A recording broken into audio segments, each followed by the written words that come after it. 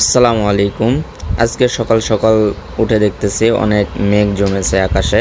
এর কারণে আমি বাজার থেকে তাড়াহুড়া করে বাড়িতে চলে আসলাম, কারণ আজকে আমরা বৃষ্টি বিলাস করব।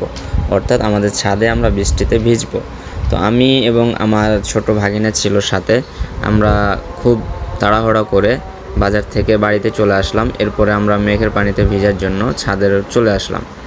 তো সে পিচ্চি যেহেতু অনেক দৌড়াদৌড়ি করছিল, আমি তাকে নিয়ে একটু খেললাম, অনেক কিছু করলাম। এরপরে আমরা সুন্দরভাবে গোসল করার জন্য বৃষ্টিবিলাস আনন্দ করছিলাম।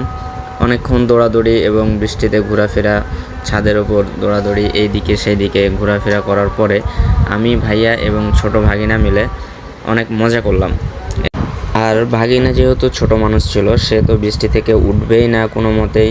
কিন্তু আমরা তো একটু বুঝি, অনেকক্ষণ বৃষ্টিতে ভিজলে হয়তো ঠান্ডা লেগে যাবে অথবা আমাদের সর্দি জ্বর হবে, ইত্যাদি ইত্যাদি ইত্যাদি হতে পারে।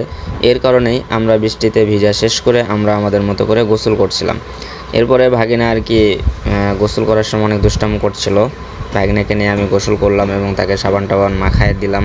এরপরে আমরা গোসল শেষ করে অনেকক্ষণ আর কি বৃষ্টি দেখলাম। যেহেতু আমাদের বাসাটা ছিল ছাদের বাসা, এই কারণে আমরা ছাদের বাসা থেকে অন্য একটি বাসায় যাওয়ার প্ল্যান করলাম এবং সেখানে গিয়ে অনেকক্ষণ বৃষ্টি বিলাস করলাম।